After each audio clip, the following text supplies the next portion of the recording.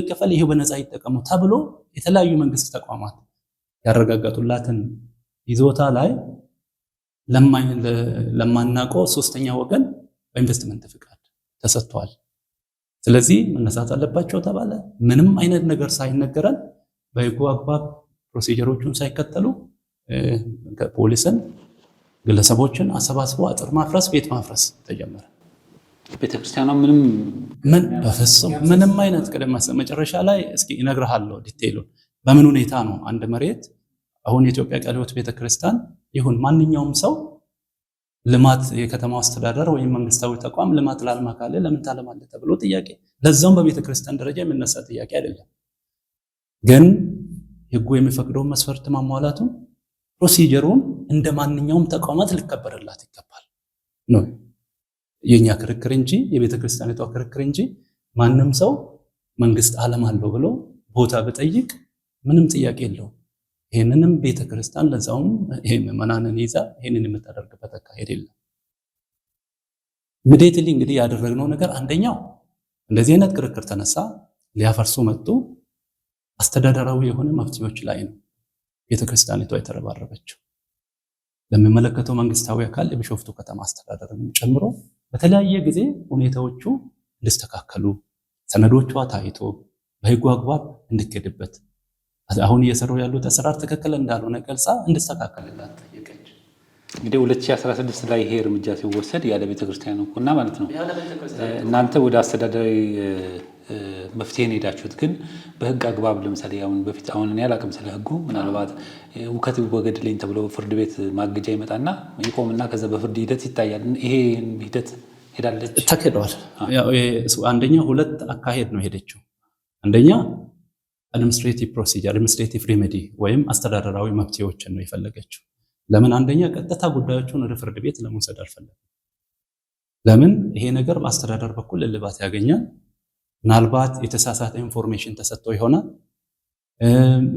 ኖርማሊ ፕሮሲጀሩን አለመከተላቸውን ሊያስተካክሉት ይችላል በሚል ለሚመለከተው አካል አስተዳደራዊ እርምጃ ይቅደም በሚል አስተዳደራዊ እርምጃዎች ላይ ያደረገ ኢሚዲየትሊ እንግዲህ ያው ኖርማሊ ወዲያውኑ ነው የሆነው።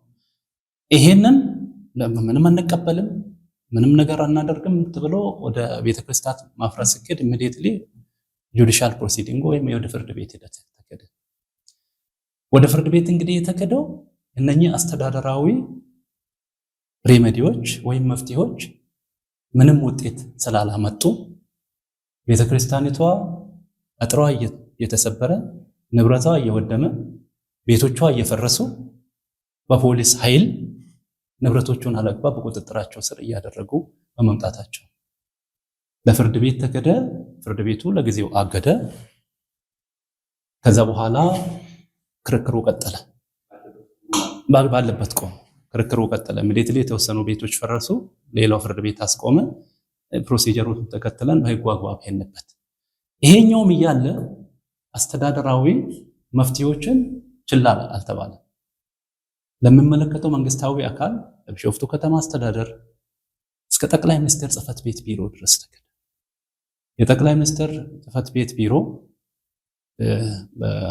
በዚህ ካውንስል አማካኝነት በኢትዮጵያ ሃይማኖት ጉባኤም በኩል ደብዳቤ ቀርቦ አቤቱታ ቀርቦ በዛ አቤቱታ ላይ ለክልሉ ፕሬዝዳንት ጽህፈት ቤት ቶሎ ብላችሁ አስፈላጊውን እርምጃ እንድትወስዱ ይህንን ታስተካክሉ በሚል መመሪያ ተሰጠ።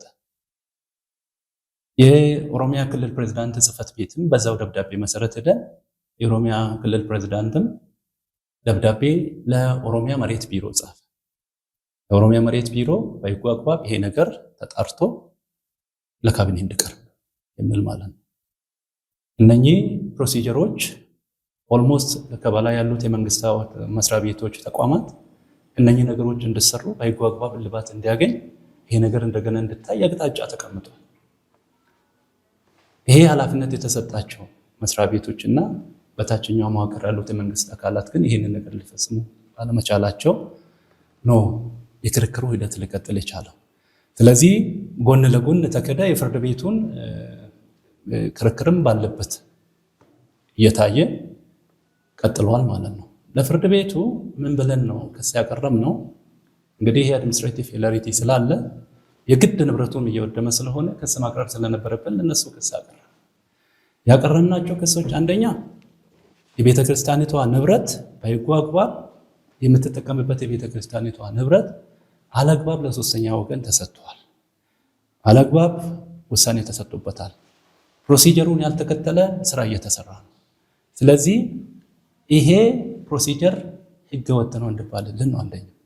ሁለተኛ በጉልበት ከሕጉ አካሄድ ውጪ የቤተ ክርስቲያኒቷን አጥር ማፍረስ፣ ንብረቶች ማፍረስ፣ የራስን አጥር ማጠር በጉልበት የቤተ ክርስቲያኒቷን ኃላፊዎችም እስከ ማሳሰር ድረስ የተደረሰ ስለሆነ ይሄ ደግሞ ሁከት ስለሆነ በሕጉ አግባብ ሁከት ይወገድልን የሚል ነው። ሶስተኛ በዚህ ቦታ ላይ በሌላ ሰው ይዞታና ንብረት ላይ ይዞታ ብቻ አይደለም ንብረት ላይ ካርታ ኢንቨስተር ለተባለው ሰው የተሰጠ ስለሆነ ይሄ አለግባብ በሕጉ ውጭ የተሰጠ ስለሆነ ይሄ ካርታም ሊሰረዝልን ይገባል። ይዞታውን አለግባብ ያዙ ስለሆነ እዛ እያጠሩ ስለሆነ አጥራቸውን አንስቶ ማስረከብ አለባቸው። በተጨማሪ አለግባብ በጉልበት የፈረሰብንን ቤቶችንም ካሳ የመጠየቅ መብታችን ይጠበቅልን የሚል ክርክር ነበር ያቀረብነው። በዚህ ይሄ ክርክር በቢሾፍቱ ከተማ ከፍተኛ ፍርድ ቤት እየታየ ቆየና መጨረሻ ላይ በዲሴንዲንግ ኦፒኒየን ማለት በልዩነት ሀሳብ ባጭሩ በልዩነት ሀሳብ ነው የተወሰነበት። ያ ልዩነት ሀሳብ ማለት አንደኛ ጉዳዩን ያዩ የነበሩት ከሶስት ዳኛዎች ውስጥ አንዷ ዳኛ በሶስት ዳኛ ነው የታየ ነበረው። አንዷ ዳኛ ይሄ ሁሉ ፕሮሲጀር አንደኛ በፌዴራል መሬት አስተዳደር የወጡ ህጎችን የሚጻረሩ አሰራሮች ስለሆኑ ከሚመለከተው መንግስታዊ አካላት ለዛም ከኦሮሚያ መሬት ማኔጅመንት ጽሕፈት ቤት ይሄ አካሄድ እንዴት እንደሆነ የተወሰደበት ሁሉ ነገር ከተጣራ በኋላ የቀረቡ ሰነዶች ታይተው የወዛዘዱ ሁኔታ ትክክል አይደለም፣ ህግንና ህገ መንግስትን የሚቃረን ነው። መሬት ሲወሰድ የራሱ ፕሪንሲፕል አለው። ለምሳሌ አሁንም ስራ ላይ ባለው አሰራር አዋጅ 11/2016 ይሄንን አዋጅ ለማስፈጸም የወጣው ደንብ አለ። ደንብ 472/2011 በኦሮሚያ ክልል የወጡ ሌሎች ህጎችና አዋጆችም አሉ። 182/2008 እና የተለያዩ መመሪያዎችን መሰረት በማድረግ ከዚህ አንጻር ስታይ ማድረግ የነበረባት ቤተክርስቲያኒቷ ሳይሆን የከተማው አስተዳደር አንድን ቦታ ለልማትም ይሁን ለሌላ ሁኔታ መውሰድ የሚችለው መስፈርቶችን አስቀምጧል። አሁን ሲገልጽ ያደረገልና ለሚመለከተው የጠቅላይ ሚኒስትር ጽሕፈት ቤት እና የኦሮሚያ ጉዳዩ በአግባቡ ይታይ ብሎ ወስኗል። እሱን ውሳኔውን አላስፈጽምም ማለት ያባራ አካልና ከሌላ ትንሽ ማብራሪያ ይሰጥ። ምንድነው የተባለው? ኖርማሊ ለጠቅላይ ሚኒስትር ጽሕፈት ቤት ይዞታችን አላግባብ ተቀምጠናል፣ ስለዚህ ይሄ ሊስተካከልልን ይገባል የሚል ነው የቀረበው። ይሄንንም አይቶ ይሄ አቤቱታ ትክክል መሆኑን አለመሆኑን አጣርታችሁ ልባት እንድሰጡበት በሚል ደብዳቤ ነው የተጻፈው። ምናልባት ደብዳቤውን አቶ ኤርሚያስ ስለያዙ ከዛ መጨረሻ ላይ ማግኘት ትችላላችሁ። ሁለተኛ ለክልሉ የጠቅላይ ሚኒስትር ጽሕፈት ቤት በቀጥታ በክልል ደረጃ ውስጥ ጣልቃ ስለማይገባ የክልሉ የመንግስት መዋቅር ልባት እንዲሰጥበት ነው በቀጥታ የተጻፈው ለፕሬዝዳንት ጽሕፈት ቤት። የፕሬዝዳንት ጽሕፈት ቤት ይህንን ደብዳቤ ይዘን አቤቱታችንን አቅርበን ስንል ምን ብሎ ነው የወሰነው? የኦሮሚያ መሬት አስተዳደር ቢሮ ይህንን ጉዳይ አጣርቶ ለካቢኔ እንዲያቀርብ። ለምን መጀመሪያውኑ ለኢንቨስትመንት ኮሚሽን እኛ በማናውቀው ሁኔታ ምንም ይሄ ባዶ ቦታ ነው፣ በመንግስት እጅ ያለ ቦታ ነው፣ ማንም አልያዘውም፣ የቤተ ክርስቲያኒቷ ንብረት አይደለም፣ ካሳ የሚገባው ቦታ አይደለም በሚል የቢሾፍቱ ከተማ አስተዳደር ለኢንቨስትመንት ኦሮሚያ ኢንቨስትመንት ቦርድ ደብዳቤ ጽፏል። የኦሮሚያ ኢንቨስትመንት ቦርድ አንድ ቦታ በሶስተኛ ወገን የተያዘና ክርክር ያለበት ከሆነ አይሰጥም። ይሄ ስለምታወቅ ክርክር የሌለበት መሆኑ ክርክር አለበት ከተባለም እንኳን ካሳ ተከፍሏል የሚለው የተከፈለበት መሆኑን አይተው ነው የሚወስነው። ይሄ ሁሉ ቤት እያለበት ቤተክርስቲያኒቷ በህጋዊ ሰነድ ይዛ ያለች ይሄ ቦታ የመንግስት ቦታ ነው፣ ካሳ የማይገባ ቦታ ነው፣ ነፃ ቦታ ነው ተብሎ ደብዳቤ ተጽፎ ስለተወሰነ ይሄ ነገር እንደገና ለካቢኔ ቀርቦ መታየት አለበት። ለምን አጣርታችሁ እንድጽፉ ተብሎ ነው ለካቢኔ እንድታቀርቡ የሚል ደብዳቤ ነው። ለኦሮሚያ ክልል ፕሬዝዳንት ካቢኔ እንድቀርብ ተብሎ ነው ደብዳቤው ተጻፈ። አልቀረበም። በተለያየ ጊዜ ደብዳቤውን አቀረም አደረስ አስፈርመን ተቀበል። በተለያየ ጊዜ በዛ መስሪያ ቤት የተለያዩ የመንግስት ኃላፊዎች ይቀያየራሉ። ያ ነገር በዛ መልኩ እልባት አላገኘም። እዛው ነው። የቢሾፍቱ ከተማ አስተዳደርም ስራውን አላቆመም። በክርክሩ ደረጃ ኢንቨስተሩም ስራውን አላቆመም። በተለየ ሁኔታ እየገፋ ነው የመጣው። ያ እልባት ያላገኘበት ምክንያት ይሄ ነው። በትክክል ለምንም ጥያቄ ነው። ቤተክርስቲያኒቷ እየፈረሰች እያለች አትሊስት ያን አድሚኒስትሬቲቭ ሪሜዲ የመንግስት መዋቅር ጋር መግባት ቀላል አይደለም። በጣም ጊዜ የሚፈጅ የራሱን ፕሮሲጀር የሚከተል ስለሆነ ያንን ማድረጉ ጊዜ እየፈጀ ስለሆነ እሱን ጎን ለጎን እየተከደበት የፍትሐብሔር ክርክሩን በፍርድ ቤት ደረጃ እንዲሆን ተብሎ ነው የታየው። በዛ ሁኔታ ነው ወደ ቀደሙ ልመለስና የቢሾፍቱ ከተማ ከፍተኛ ፍርድ ቤት በዲሴንዲንግ ኦፒኒየን ወይም በማጆሪቲ ነው የወሰነው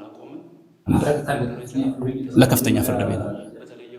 ያ ማለት በህጉ አሰራር የኢትዮጵያ ቃለ ሕይወት ቤተክርስቲያን የፌዴራል መስጋቢ ተቋም ናት።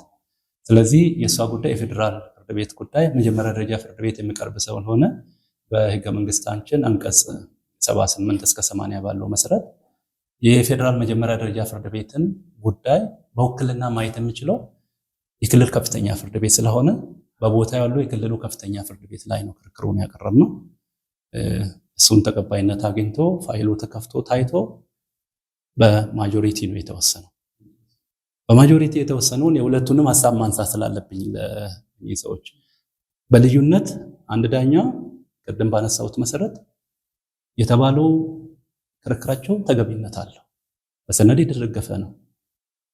አንደኛ ያወሳሰሩ ፕሮሲጀር ትክክል አይደለም፣ የተወሰደበትን ምክንያት አሳማኝ አይደለም፣ ቅድም የጠቀስኳቸውን ህጎች መሰረት ያደረጉ አይደለምና ስለዚህ ሁሉንም እኛ ጠየቅን። አንደኛ ፕሮሲጀሩን ሳይከተሉ በህጉ አግባብ ማስጠንቀቂያ ሳይሰጡ ቅድማ የማልማት መብት ለቤተ ክርስቲያኒቷ ሳይሰጥ ካሳ ኢን አድቫንስ ሳይከፈል ምትክ ቦታ ለተወሰደው ቦታ ሳይሰጥ ለሶስተኛ ወገን ሰጥቶ ካርታና ፕላን እዛ ላይ ማውጣት ህገወጥ ነው። ስለዚህ ይሄ በህገወጥ መንገድ የተሰጠው ካርታ ይሰረዝ፣ ፕሮሲጀሩ ሙከት ስለሆነ ሁከት ይቁም፣ እዛ ላይ ያጠሩትም አጥር አፍርሶ እንዲሄዱ።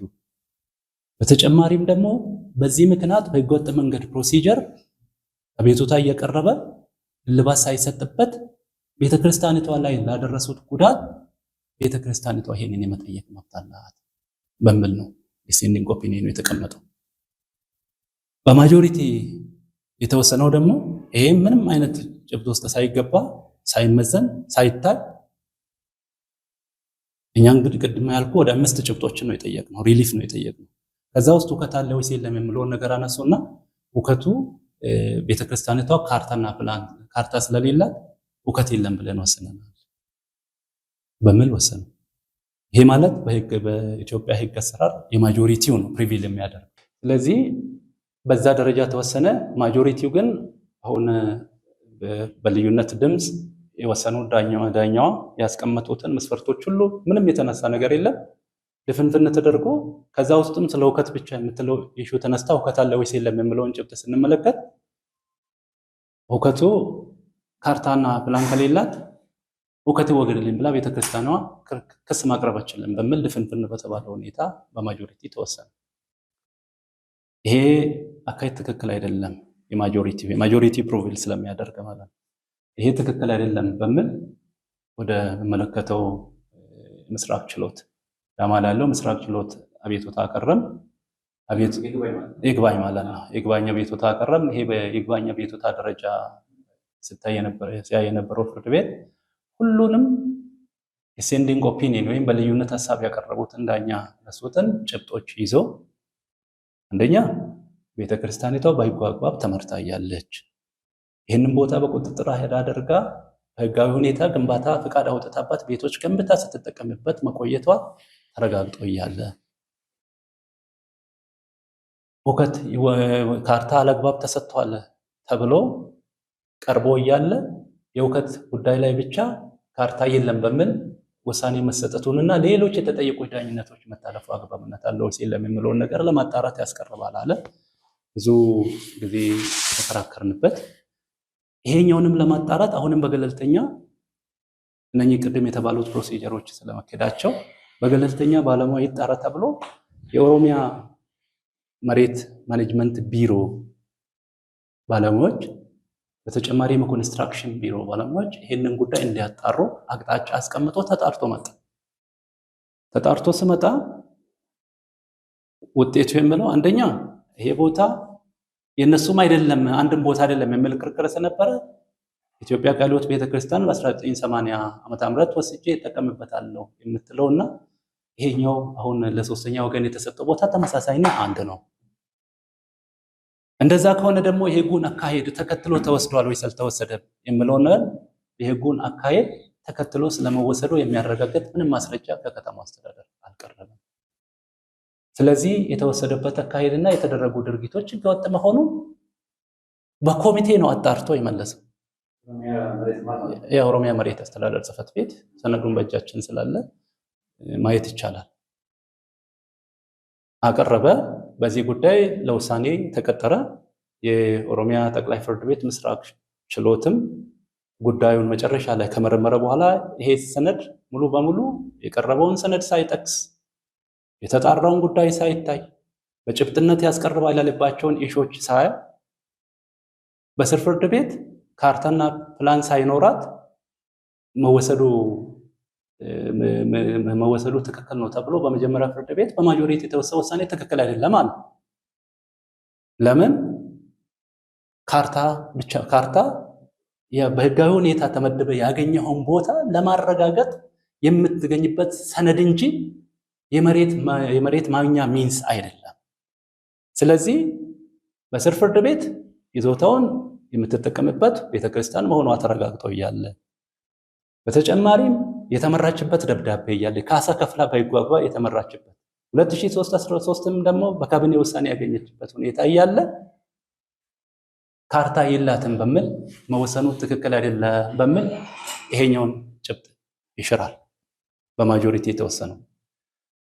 በሁለተኛው አቅጣጫ ግን ያንን ጭብጥ ቀይሮ እሱም ቢሆን እንኳን ህገ መንግስቱ አንቀጽ 40 ላይ እና አዋጅ 1161/2011 ላይ መንግስት ቦታ የመንግስት ስለሆነ መሬት የመንግስት ስለሆነ መንግስት በፈለገበት ጊዜ መውሰድ የሚችል መሆኑን ህገ መንግስቱ ስለሚያስቀምጥ የታችኛው ፍርድ ቤት ውሳኔ ከዚህ አቅጣጫ ትክክልም ባይሆንም ውሳኔውን አጽንተናል በሚል ነው የተወሰነው። ስለዚህ አሁንም ቤተክርስቲያኒቷ ላይ ያጸና ይሄንን ለፌዴራል ሰበር ሰሚ ይግባኝ ብለን ጉዳዩ ያስቀርባል ተብሎ እነኚህ አሁን የተከደበት አካሄድ የተጠየቁ ዳኝነቶች ከቀረቡት ማስረጃዎች አንጻር መታየት ሲኖርበት ይሄን ሳይ የህገ መንግስቱን ፕሪንሲፕል ብቻ መሰረት አድርጎ መወሰኑ አግባብነት አለው ወይስ የለም የሚለውን ጭብጥ ለማጣራት ተብሎ ለፌዴራል ጠቅላይ ፍርድ ቤት ሰበር ሰሚ ችሎት አቤቱታ አቅርበን ለፌዴራል ሰበር ሰሚ ችሎት ደረጃ በዛ ደረጃ ያስቀርባል ተብሎ እየታየ ነው ያለው። ገና እየታየ ነው ያለው። ስለዚህ ግልጽ የሆነ የህግ ስህተት አለው ማለት ነው። በትክክል ምናልባት ያው ፍርድ ቤቶች ማንኛውም የሚመለከተው አካል በህጉ አግባብ መወሰን አለበት ብዬ ነው ማስበው። ስለዚህ አሁን ፍርድ ቤቱ ውሳኔ ሳይሰጥ እዚህ ላይ አስተያየት መስጠት አንችልም። ያው የሰበሩ ማለት ነው። የሰበሩ ላይ ምንም የምንሰጠው ነገር የለም። ከታች ግን የተሰጠበትና የታየበትን ነገር ማየት እንችላለን። ለምሳሌ የፍርድ ቤቱ ህገ መንግስት አንቀጽ 40 መሰረት መንግስት በፈለገበት ጊዜ የግለሰብን መሬት መውሰድ ስለሚችል በኢንቨስትመንት እስከሆነ ድረስ መውሰድ ስለሚችል ግለሰቦች ምንም ክርክር ማቅረብ አይችሉም በሚል ነው ያቀረው። በፕሪንሲፕል ደረጃ መሬት የህዝብና የመንግስት ስለሆነ መንግስት ለህዝባዊ አገልግሎት ሲባል መውሰድ ይችላል። ይህ ህገ መንግስቱ ፕሪንሲፕል ነው። የተጠቀሰው ህገ መንግስት አንቀጽ 40 ላይ በትክክል የተቀመጠው እዛቸው ደግሞ ምን ሲሆን ነው መንግስት መሬትን በዚህ መልኩ የሚወስደው የሚለውን ቅድመ ሁኔታ አስቀምጧል። ከዛ ውስጥ አንዱ የሚወሰደው ለፓብሊክ ኢንተረስት ወይም ለህዝባዊ አገልግሎት መሆኑ መረጋገጥ አለበት። አንዱ እሱን ብሎ አስቀምጧል። ህገ መንግስቱ አንቀጽ 40 ፍርድ ቤቱ የጠቀሰው ኦሮሚያ ጠቅላይ ፍርድ ቤት ምስራቅ ችሎት የጠቀሰው። ሁለተኛ ኮመንሹሬት ኮምፐንሴሽን ወይም ተመጣጣኝ ካሳ መከፈል አለበት። ሶስተኛ ይሄ ካሳም መሬቱ ከመወሰዱ በፊት ነው ሊከፈል የሚገባው። አራተኛ እነኚህ ቦታዎች በህገ መንግስቱ መሰረት ሊወሰዱ የሚችሉት ይሄን ህገ መንግስቱን አንቀጽ ለማስፈጸም የወጡ ህጋዊ ድንጋጌዎችን ተከትለው ከሆነ ብቻ ነው በሚል ሊሚቴሽን አስቀምጧል። በፍጹም ህገ መንግስቱ ይሄንን አስቀምጧል። ህገ መንግስት ፕሪንሲፕል እንኳን ቢባል በህገ መንግስት 40 አንቀጽ 40 መሰረት ከተከደ እነኚህ ሊሚቴሽኖች አስቀምጧል። ፍርድ ቤቱ እነኚህን አትሊስት ማጣራት ነበረበት። የኛ ክርክር እነኚህ ሳይደረጉ አላግባብ ተወስዶብናል የሚል ነው እንጂ መንግስት መውሰዱን ለምን ወሰደ ለምን ይወስዳል አይደለም እያልን ያለነው። መንግስት ለልማት ስል ለህዝባዊ አገልግሎት ስል የትኛውንም ቦታ መውሰድ መብት አለው። አዎ እነኚህ መስፈርቶች ተከትሎ አላደረገም የሚል ነው የኛ ክርክር። እነኚህ መስፈርቶች ተከትሎ አድርጓል ወይስ አላደረገም የሚለው ነው መጣራት የነበረው። ይሄ አልተደረገም። ህገ መንግስቱ ላይ ይሄንን ህገ መንግስት ለማስፈጸም የወጡ ተገቢነት ያሉት መመሪያዎችን መሰረት በማድረግ ይሰራል ነው። ይሄንን ህገ መንግስት መሰረት በማድረግ አሁን በስራ ላይ ያሉትን ህጎች ብቻ ልጥቀስል።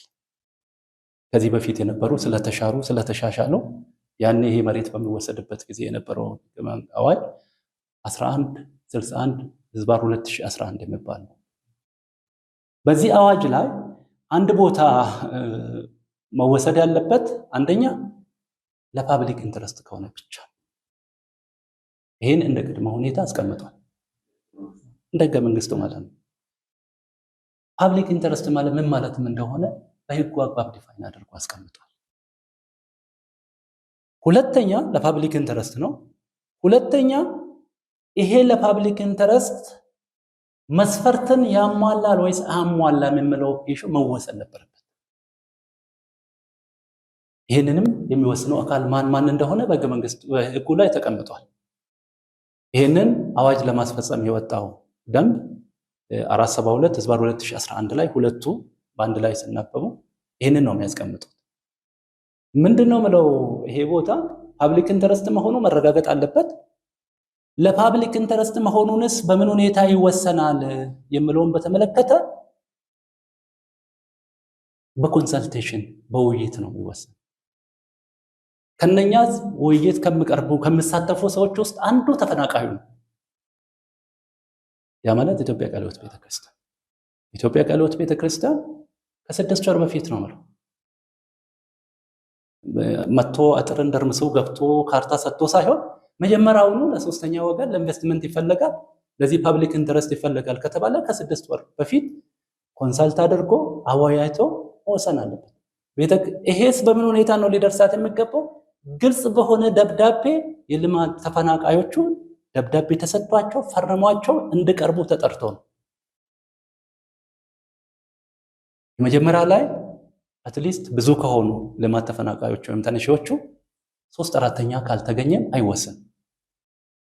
ሁለተኛ በዛ ካልተሟላ ሁለተኛ ጥሪ ይደረጋል። ሁለተኛ ጥሪ ላይ 50% ከተገኘ አሁንም ካልተሟላ በተገኘው ሰዎች አማካይነት ተፈናቃዮች አማካይነት ሌሎች የልማት ድርሻ ተቋማትም አሉ የተጠቀሱ ኮንሳልት በማድረግ ይወሰናል ይላል። እዚህ ላይ መጀመሪያውኑ ለፓብሊክ ኢንተረስት ተወስዷል ወይስ አልተወሰደም የሚለው ነገር መስፈርቱን ያሟላል ወይስ አያሟላም የሚለው እነኚህ መስፈርቶች ማሟላት አለበት።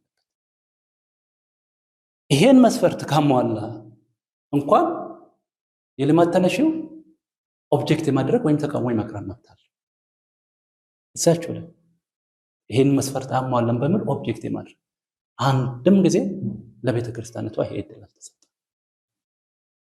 በሕጉ ላይ የተቀመጠው አንደኛ የሕገ መንግስቱንም ራሱ ይጻረራል የምንለው ከዚህ ምክንያት ነው። ሁለተኛ ከተወሰነ በኋላስ ምን መሆን አለበት የሚለውን በተመለከተ ለኢንቨስትመንት ለዚህ ስራ ከተማው ባስቀመጠው ማስተር ፕላን፣ ስትራክቸራል ፕላን ወይም ላንድ ዩዝ ፕላን አማካኝነት ነው ስታንዳርድ ተደርጎ የሚወሰነው። ይሄም ከተወሰነ በኋላ ለቤተ ክርስቲያኒቷ ቅድሚያ የማልማት መብት ይሰጣታል። እዚህ ጋር ይሄን መስራት አስበናል፣ ስለዚህ ትችላላችሁ አትችሉም ወይ? ከቀን ጋር ነው የተቀመጠው። እስከዚህ ቀን ድረስ ይሄን ለዚህ ስታንዳርድ የከተማው ማስተር ፕላን ከዚህ አንጻር ተቀይሯል። ይሄን ቦታ ለዚህ እንዲባል ተደርጓል። በዚህ መሰረት ለማልማት ትፈልጊያለሽ ወይ አትፈልግም? ይሄ ስታንዳርዱ ይሄ ነው። በዚህ ስታንዳርድ መሰረት መስራት የምትችል ከሆነ ተብላ ነው የምትጠየቀው። 60 ቀን ተሰጥቷል። እነኚህን መስፈርቶች በፍጹም አንድ ኤርሚያስ ሊገልጸው ይችላል። በምንም ሁኔታ ይሄ ደብዳቤ ለቤተ ክርስቲያኒቱ አልተሰጣትም፣ አላወያዩአትም። ከተወሰነም በኋላ አላሳወቋትም። ቅድሚያ የማልማት መብቷን አልሰጧትም። በተጨማሪም ደግሞ መነሳትም አለበት ከተባለ የምትነሳበት ፕሮሲጀር አለ። ለምሳሌ የጨረቃ ቤት ከሆነ በኦሮሚያ መሬት አስተዳደር አዋጅ መሰረት በ7 ቀን ውስጥ ማስጠንቀቂያ ሰጥቶ እንድታነሳ፣ የማታነሳ ከሆነ ደግሞ ግብረ ኃይል መጥቶ ያፈርሰዋል። ህገወጥ ይዞታ ከሆነ በህጋዊ ሁኔታ የተገኘው ነባር ይዞታ ከሆነ ግን ቢያንስ 3 ወር ተሰጥቶ ተወስኗል ተብሎ 3 ወር ተሰጥቶ ነው። ይሄም አስቀድሞ ካሳ ካልተከፈለ በስተቀር እዛ ይዞታ ላይ የነበረውን ንብረት ካሳ መከፈል አለበት። ኢቫሉዌት ተደርጎ በሚመለከተው አካል ለቤቶቹ እዛ ላይ ለተከለቻቸው ፕላንቶች ለሁሉም ነገር ካሳ ተሰልቶ አስቀድሞ መከፈል አለበት። ያን ሳደርጉ በግብረ ኃይልና በሌላ አካል መጥቶ መጠየቅ ይችላል። ተለዋጭ ቦታ መስጠት አለባቸው። እነኚህን ሁኔታዎች ሳይደረጉ ነው በህገወጥ መንገድ ፕሮሲጀሩን ሳይከተሉ የወሰዱብን። ስለዚህ ይሄ ህገወጥ ይባልልን፣ ይሄ ውከት ይባልልን በእኛ ክርክር። ኖርማሊ የኦሮሚያ ጠቅላይ ፍርድ ቤት በአንድ በኩል የኦሮሚያ ጠቅላይ ፍርድ ቤት ምስራቅ ችሎት ስፔሲፊካሊ አንድ ቤንች ነው። ኖርማሊ አጠቃላይ ማለት ሳይሆን ያው ክርክራችን የቀረበው አንድ ቤንች ላይ ነው። በአንድ በኩል እኛን የሚደግፍ ውሳኔ ያስቀርባል የተባሉ ጭብጦች፣ ይጣራ የተባሉ ጭብጦች እኛን የሚደግፉ ናቸው፣ ትክክል ናቸው። መጨረሻ ላይ የቢሾፍቱ ከተማ ከፍተኛ ፍርድ ቤት የወሰነባቸው ሪዝኖችን ሙሉ በሙሉ ትክክል አይደለም በሚል አፍርሶታል። ማጣራት የነበረበት አሁን እኔ የምላቸው ነገሮች እኛ ክስሱ ስለሆነ መንግስት መውሰድ የለበትም ሳይሆን መንግስቱ ህግና ህገ መንግስታዊ ስርዓትን ተከትሎ መውሰድ አለበት። ይሄ አልተደረገም ብለን 1 2 3 ብለን ጠቅሰን እየተከራከርን ባለንበት ሁኔታ እነኚህን ነገሮች ተጣርቶ ውሳኔ ማግኘት ሲገባቸው ያኛው በህገ መንግስቱ መሰረት መንግስት መሬትን ለኢንቨስትመንት ከፈለገ በየትኛውም ጊዜ መውሰድ ይችላል ተብሎ የተወሰነ ውሳኔ እኔ እንደ ህግ ባለሙያ በፍጹም የማልቀበለው ህግና ህገ መንግስታዊ ስርዓቱን የሚቃረን ውሳኔ ነው ብዬ ነው የሚቀበለውና ይሄ ነገር አሁን በፌዴራል ጠቅላይ ፍርድ ቤት ሰበር ሰሚ ችሎት ቀርቦ እነኚህ ጉዳዮች ያልታዩበት የህግ አግባብ መመርመር አለበት ተብሎ ቀጠሮ ይዞ ነው የሚገኘው ማለት ነው ታግደው። እሺ በጣም ጥሩ። እንግዲህ ያው የሰበር ውሳኔ መጠበቅ ይኖርብናል። ከሰበር በኋላ እንግዲህ ሊሆን የሚችለው ወደ ፌዴሬሽን ነው ሊሄድ የሚችለው። ግን እንደው በቀናነት እናስበውና ሰበር ለቤተ ክርስቲያኒቷ ይህን ነገር ቢወስን እና ወደ ነበረበት ይመለስ ቢል፣ ለምሳሌ አሁን የወሰደው ሰው ልማት እየሰራ ነው የሚል ወሬ ሰምተናል። ምናልባት እርግጠኛ አይደለሁም እዚህ ላይ የተሰራ ከሆነ ከዛ በኋላ የሚሆነው ነገር እዛ ላይ የፈሰሰው ሀብት እንደገና ያን ነገር ምንድን ነው? በምን ህግ ነው ሊታይ የሚችለው? ከዛ በኋላ ያለው ነገር እስቲ ቢወሰንም ባይወሰንም የህጉን ጉዳይ እናቴ ቢሄድበትና ግን አሁን አንዳንድ ነገሮች ያው እንትንም ስለሆነ ትክክለኛ የሆነ መረጃዎች ማለፍ አለባቸው ብዬ አምናለሁ። ምንድነው አሁን ቅድም ያነሳው ነጥብ ላይ በዚህ የኦሮሚያ ጠቅላይ ፍርድ ቤት ውሳኔ በኋላ የክሊሪንግ ስራ ነው የተሰራው። የክሊሪንግ ስራና የዌርሃውሶች ስራ ተሰርቷል። ይሄ ኦልሞስት እኛም ጉዳዩን ወደ ሰበር ከወሰድነው ሄደና እግድ ከተሰጠ በኋላ የሆኑ ስራዎች ክሊሪንግ ስራዎች ናቸው የተሰሩት በመሰረታዊነት ማለት ነው። ቋሚ የሆነ ነገር በዛ ስፍራ ላይ የተሰራ ክሊሪንግ ስራ ተሰርቷል። ምንድነው ትልቁ ፖይንት አሁን እኛ አሁን ዛሬ በኢቫንጀሊካል ቲቪ የሚያዳምጠን እንደገና መላው የወንጌል አማኙ አንደርስታንድ ያደርግ የምንፈልገው ነገር አለ። ይሄ ምንድነው? አንደኛ የኩሪፍቱ ማዕከል ማለት ምን ማለት ነው የሚለው ነገር ነው። የህግ አጠቃላይ ፕሮሲጀሩ ቀጣይነት ይሆናል። የኩሪፍቱ ማዕከል ማለት ጀስት እንግዲህ የቃሉን አጠራር ለኛ ለወንጌል አማኙ ላይክ ገዳም ብለው ኢኩቫለንት የሆነ ወርድ ይሆንልኛል ብዬ ነው። ለምን ብዙ አጠቃላይ የወንጌል አማኙ በኢትዮጵያ ውስጥ ያለው ተቋም እሱ ነው ባልሳሳት፣ የኢትዮጵያ ቃለ ሕይወት ቤተክርስቲያን የኩሪፍቱ ማዕከል። ስለዚህ ኔሚንጉ የኢትዮጵያ ቃለ ሕይወት ቤተክርስቲያን ይሁን እንጂ በካውንስሉ ስር ያሉት ቤተ እምነቶች በአጠቃላይ የሚጠቀሙበት ተቋም ነው። እንዲታይ እንፈልጋለን። እኛ አሁን እዚህ ላይ መተን ስንናገር እንደ ኢትዮጵያ ቃለ ሕይወት ቤተክርስቲያን ሪፕሬዘንት አደረግን እንጂ የሁሉም ማዕከል ነው። በዛ ስፍራ ላይ ወርክሾፓቸውን፣ የአገልጋዮች ስልጠና፣ የወጣቶች አሁን ክረምት ሲመጣ ዘ ኦንሊ ካምፕ ያ ካምፕ ነው። ቢያንስ ከ15 ሺህ ወይም 20 ሺህ የሚጠጉ ወጣቶች ጆይን ያደርጋሉ በሁለት ወር ውስጥ።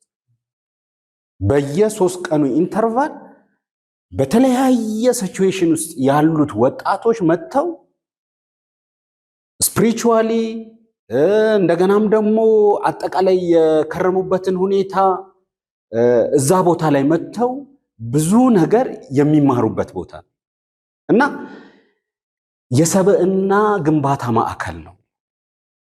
ይሄ ቤተክርስቲያን ከምሰራቸው ትልቁ ነገሮች አንዱ ይሄ ነው። ትልቁ አሁን ያ ስፍራ ሰብዕና የወጣቱን ሰብዕና የመገንቢያ ስፍራ ነው። የሌሎችንም ተደራሽ የሚያደርግ ስፍራ ነው ብለን ነው እንትን እያደረግን ያለ ነው ማለት ነው።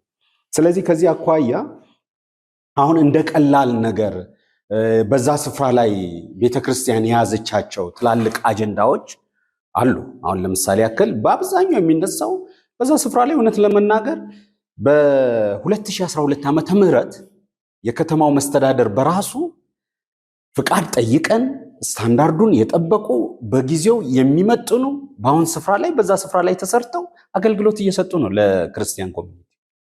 በእርግጥ ያ ስፍራ የሌሎችም የእምነት ተቋማት ተከታዮቻቸውን በቤተ እምነት ውስጥ ያሉትን ምዕመናኖቻቸውን አቅም የሚያገለግሉበት ስፍራ ስለሆነ እነዛ ምዕመናን እየመጡ የቤተ ክርስቲያኒቷን ምዕመናን እየመጡ ካፓሲቲ ቢልዲንግ ፕሮግራማችንን በሰፊው እያስኬድን ነው ያለን። አካባቢው መልማት አለበት፣ ምንም ጥያቄ የለንም።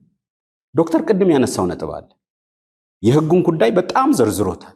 ነገር ግን የቤተ ክርስቲያናችን ትልቁ ጥያቄ ከ12 ሚሊዮን ፕላስ ምዕመን ይዛ ይህን ቦታ ማልማት ትችላለች። ፈርስት ፕራዮሪቲ ለቤተ ክርስቲያናችን መሰጠት አለበት። በተፈለገው ሊሚቴሽን ተደርጎ ያንን አካባቢ ቤተ ክርስቲያኒቷ የማልማት አቅም አላት። በምንኛውም አማራጭ ለሶስተኛ ወገን ተላልፎ ከመሰጠቱ በፊት ቤተ ክርስቲያኒቷ ያንን ቦታ ማልማት ትችላለች።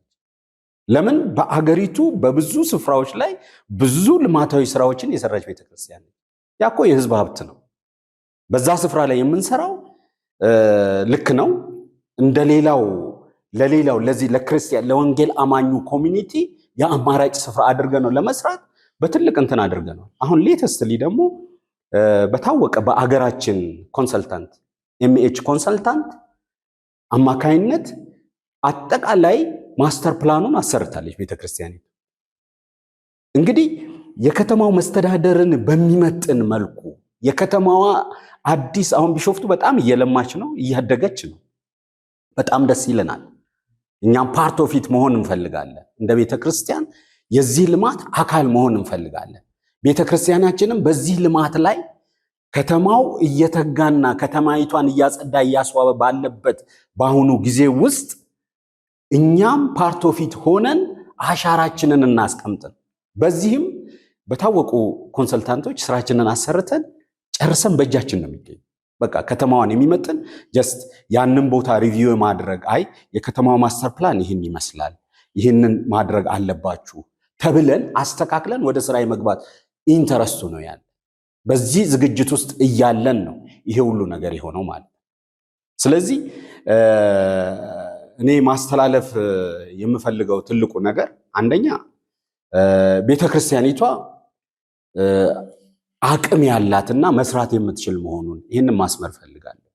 ይህን ሁሉ ምዕመን ይዛ ይህንን ቦታ ላይ አስፈላጊውን ከተማውን የሚመጥን ስራ መስራት እንደምትችል ያንንም ዝግጅቷን ጨርሳ ኦልሬዲ ዲዛይኑ በእጃችን ቀርቧል። ኮንሰልታንቱ ፕሬዘንት አድርጎ አጠቃላይ ሁኔታውን እንትን ብለን ይህንን ልንሰጣችሁ እንችላለን። ስሪዲው ስላለን ልንሰጣችሁ እንችላለን። ስሪዲውን ወስዳችሁ እንትን ማለት አጠቃላይ በዛ ስፍራ ላይ የታሰበው ስራ ያ ነው። ስለዚህ የአጣጥሞ ከከተማዋ ጋር የመሄድ ስራ ደግሞ አካባቢው የሪዞርት ሴንተር የሪክሬሽን ሴንተር በመሆኑ በዚያ ልክ ስፒሪቹዋሊ በመንፈሳዊ መልኩ እንዴት አድርገን መገንባት ይቻላል የሚለው ከከተማው መስተዳደር ጋር ተነጋግረን መስራት የምንችልበት አቅም ላይ ነው። ይህም እንደ አንድ ነገር መያዝ አለበት። ስለዚህ ትልቁ ነገር ምንድን ነው? የኛ ኮንሰርን ማለት የህጉ ጉዳይ እንደተጠበቀ ሆኖ ቅድም ዶክተር ያነሳቸው አንዳንድ ነጥቦች አሉ። እነሱን ክሊር አድርጌ ባልፍ ጥሩ ይመስለኛል። ይሄ ጉዳይ በካውንስሉ ደረጃም ተይዟል።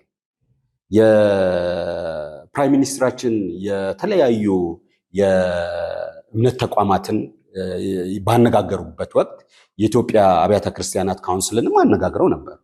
በዚያ ላይ እንደ አንድ ኢሹ ተነስቶ ነበር። ከዚህ ጋር የተለያዩ የኛ ብቻ ሳይሆን ወደ 4 የሚጠጉ ጉዳዮችን ከጠቅላይ ሚኒስትር ቢሮ የኦሮሚያ ክልላዊ መስተዳደር ይህንን ጉዳይ እንዳየው ከሃይማኖት አባቶች ጋር ባደረግነው ንግግር የሚል ይዘት ያለው ደብዳቤ ነው። እነዚህ አይነት አማኞቹ የኛ ብቻ ሳይሆን ማለት ነው የእስልምናም የክርስትናም ሌሎችም እምነት ተቋማቶች አንዳንድ እንትኖችን ሰጥተዋል። ከተነሱት አንዱ የኛ የኢትዮጵያ ቃለ ሕይወት ቤተክርስቲያን የኩሪፍቱ ማዕከል ነው። ስለዚህ ይህ ጉዳይ በክልሉ በኩል ተጣርቶ ንግግር ከአባቶቹ ጋር አድርጋችሁ መፍትሄ እንዲያገኝ የሚል ከፕራይም ሚኒስትር ኦፊስ በቀጥታ ለክልሉ ተጽፏል።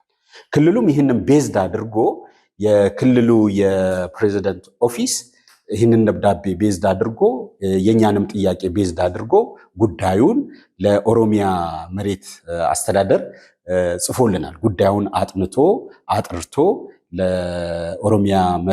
ለኦሮሚያ ክልል ምክር ቤት ጉባኤ እንዲያቀርበው አድርጓል። ስለዚህ በዛ ቦታ ላይ ነው አሁን እንትን ያለው። አሁን አስተዳደራዊ ቅድም ዶክተር ሲያነሳው የነበረው አስተዳደራዊ ጉዳዮች እዛ ላይ ፔንድ ስላደረጉብን የህጉ ጉዳይ የቀጠለው ይሄ ነው። እኛ ትልቁ አስተዳደራዊ ጉዳዮች ላይ ቢታይ ደስ ይለናል። እንደ ቤተክርስቲያን ቴብል ዙሪያ ላይ ቁጭ ብለን በአስተዳደራዊ ጉዳይ ላይ ቤተክርስቲያናችን ጉዳዩ ቢታይላት ደስ ይላታል። እንደ ቤተክርስቲያን ብዙ ስራ የምንሰራበት ጊዜ በሌላው ጉዳይ ላይ ነው። ወደዚህ ጉዳይ ላይ ወደ ፍርድ ቤት የሚሄዱ የቤተክርስቲያን የመጀመሪያ አማራጭ ጉዳዩ አይደለም። ይሄ ሁለተኛ አማራጭ አድርጋ የያዘችው ነው እና በየአቅጣጫ የሄደው ነገር ይህንን ይመስላል። አሁንም ቢሆን እኛ የምንለው ምንድን ነው? እንደ ቤተክርስቲያናችን ከመጀመሪያ ከአመጣጡ ጀምሮ ቅድም ስዘረዝር እንትኖቹን እሰጥሃለሁ ጀምሮ እንዴት እንደተረከበችው እንዴት እንደሰራች ምን እንዳለማች ምን እንዳደረገች ብናየው በጣም እንትን የሚገልጹ ጉዳዮች አሉ። ስለዚህ አሁንም ቢሆን ቤተክርስቲያኒቷ የምታልማበት ሁኔታ የሚፈጠርበት ሁኔታ ነው የፍርድ ቤቱ ጉዳይ እንደተጠበቀ ሆኖ ማለት ነው። ስለዚህ በአጠቃላይ ያለው አውዳዊ ሁኔታው ይህን ይመስላል ለማለት ነው። በዶክተር ሀሳብ ላይ ለመጨመር ወደ ቅድሙ ጥያቄ ልምጣ። ግን እስኪ ምናልባት አቶ ኤርሚያስ ከጀመረ እዚህ ጋር ተጨማሪ አብሮን ይመልስልን። ምናልባት ከዚህ ከ20 ሺህ ካሬ ሜትር በተጨማሪም ደግሞ ሌላ ሊወሰድ ነው የሚል ወሬም ሰምተናል። ትክክል ነው አይደለም? አዎ፣ በሩመር ደረጃ ነው ይሄ። እንግዲህ ይሄ ነገር አለ ነው የሚባለው። አሁን መጀመሪያ ስንሰማ የሰማነው እንደውም 40 ሺህ ካሬ የሚል ነገር ነበር የሰማነው። እንግዲህ 40 ሺህ ካሬ ማለት አሁን የተወሰደው ቦታ 20 ሺህ ነው። 20 ሺውን ሲጨምር ኦልሞስት እኚህ የቤተ ክርስቲያን ፕሮፐርቲዎች ህፃናት የሚያድጉበት በኦፊስ ደረጃ ያለው አስተዳደራዊ ስፍራዎቻችን ሁሉ የሚያካትት ሊሆን ነው ማለት ነው። ወደ 40 ሺህ እንደዚህ አይነት ነገር አለ። እንደዚህ አይነት ነገር አለ። እንግዲህ ይሄ እንግዲህ በዚህ አይነት ሁኔታ ይሄ ይሆናል ብለን አናስብም ብዬ አስባለሁኝ። ለምን አንደኛ ይሄም ጉዳይ ትክክል አይደለም እያለን እየተነጋገርን ባለንበት ሁኔታ እንደውም ከፍተኛ አሁን የሚታሰበው ቦታ ከፍተኛ ሀብት ያለበት ቦታ ነው የቤተ ክርስቲያን። ይሄ እንግዲህ እኔ ከተማ መስተዳድሩም ይህንን ያደርጋል የሚል እምነት የለኝም። ቢኮዝ አንደኛ ይሄ ትልቅ የሆነ ነገርን ሊፈጠር ይችላል የሚል እምነት አለኝ።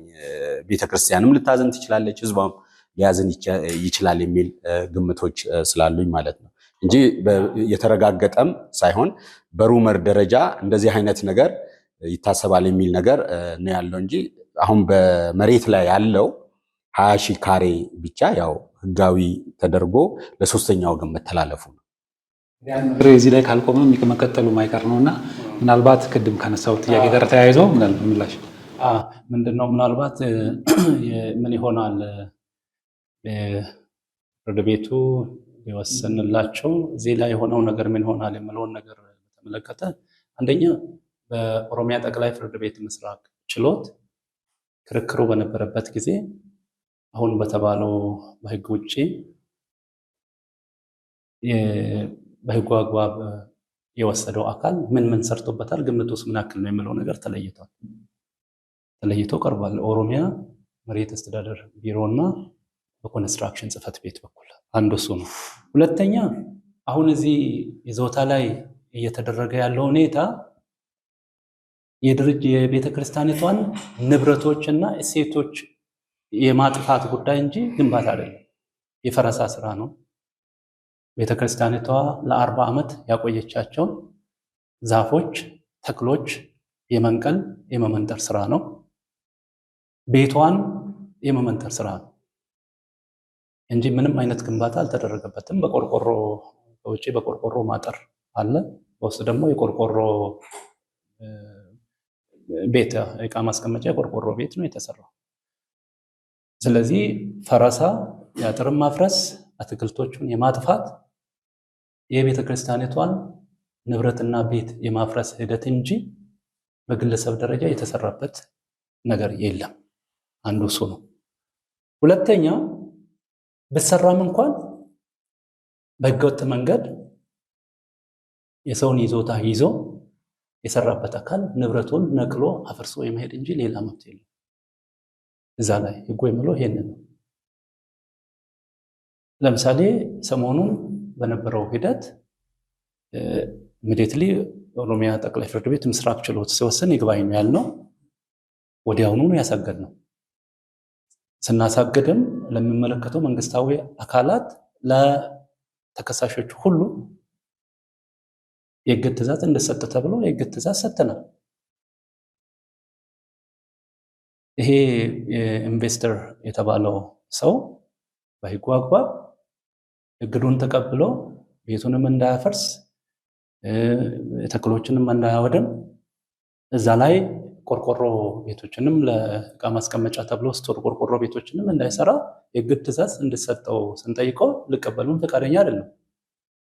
ተወካዩም በቦታው ለነበረው በችሎቱም ላይ ጉዳዩን ሲያስተዳድሩ የነበሩ ሰው ናቸው። ይህንን ያላደረጉ ፈቃደኛ ሳይሆኑ ቀርቶ በጉልበት ክሊር አድርጎ ከሆነ ኃላፊነቱን የሚወስዱት እሱ ናቸው። አልቀበል ስለው እንኳን የፍርድ ቤቱን የነበረበትና እግድ እንዲያውቁ በራቸው ላይ ነው የለጠፍንላቸው። የከተማ አስተዳደሩ ሁሉንም ሰጥተናል። በራቸው ላይ ለጥፈን እያነበቡ እያዩ ወደ ውስጥ እንዳንገባ ለግለሰቡ ቤት እዛ ውስጥ ላሉ ሰዎች እግዱን እንዳንሰጥ በር ላይ ዘበኛ አግዶን የፍርድ ቤት እግድ ነው ያለበት ብለን በር ላይ ለጥፈን ተቀበሉ ብንላቸው ፈቃደኛ ሳይሆኑ ቀርቶ የፈረሳውን መንጠራው ሁኔታ እያከናወኑ ነበር የነበረው። መጨረሻ ላይ በኦሮሚያ ፖሊስ በኩል ትዕዛዝ ተሰጥቶ ነው የቆመው። ስለዚህ በዚህ ሁኔታ የፍርድ ቤትን ትዕዛዝ ሳያከብሩ የፍርድ ቤትን ውሳኔ ሳያከብሩ ሕግና ሕጋዊ ስርዓትን ተከትሎ ያልተደረገ ድርጊት የሚያስከትለው ምንም ውጤት ስለሌለ በሕጉ አግባብ ብኖርም እንኳን ፈርሶ አፍርሶ ነው መሄድ ያለባቸው። ሕጉ የሚለው ይሄንን ነው። እሺ፣ በጣም ጥሩ። እንግዲህ ይህንን የሰበር ውሳኔ ደግሞ ከሰማን በኋላ ምናልባት የሰበር ውሳኔ እንደሚታወቀው ከዛ በኋላ ህግም ሆኖ ይጸድቃል አይደለም? አስገዳጅ ውሳኔ ነው።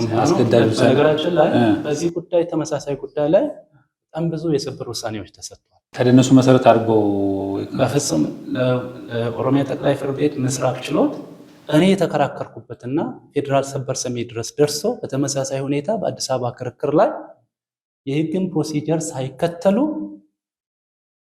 በሰው ንብረት ላይ ይዞታ ላይ ካርታ መስጠት ሁከት ነው፣ ሊሰረዝም ይገባል ተብሎ የተወሰነው በኦሮምኛ አስተርጉመን አያይዘናል።